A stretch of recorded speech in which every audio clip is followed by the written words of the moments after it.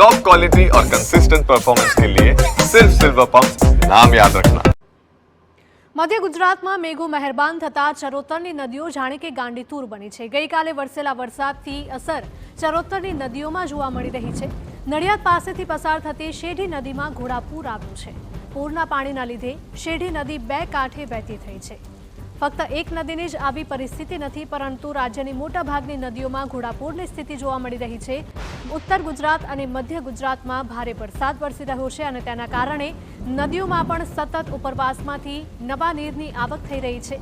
ત્યારે મધ્ય ગુજરાતમાં મેઘો મહેરબાન થઈ જતા ચરોતરની નદીઓ પણ ગાંડીતુર બની હોય તેવા દ્રશ્યો સામે આવ્યા છે। ગઈકાલે વરસેલા ભારે વરસાદની અસર ચરોતરની નદીઓમાં પણ જોવા મળી રહી છે। નડિયાદ પાસેથી પસાર થતી શેઢી નદીના આ દ્રશ્યો। મધ્ય ગુજરાતમાં પડેલા ભારે વરસાદની અસરો અત્યારે નદીની અંદર પણ જોવા મળી રહી છે।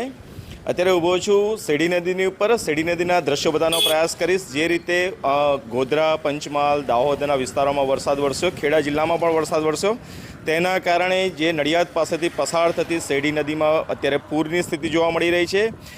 જે રીતે પાણીનો પ્રવાહ અત્યારે વહી રહ્યો છે તેના કારણે ચોક્કસથી જે નદી કાંઠાના પશુપાલકો છે તેમને વહીવટીતંત્ર દ્વારા સાવચેત રહેવાની સૂચનાઓ આપવામાં આવી છે। નદી કિનારે ન જવાની સૂચનાઓ આપવામાં આવી છે અને જે રીતે વરસાદ વરસી રહ્યો છે તો આગામી સમયમાં આ પૂરની સ્થિતિમાં વધારો થાય તેવી શક્યતાઓ જોવાઈ રહી છે।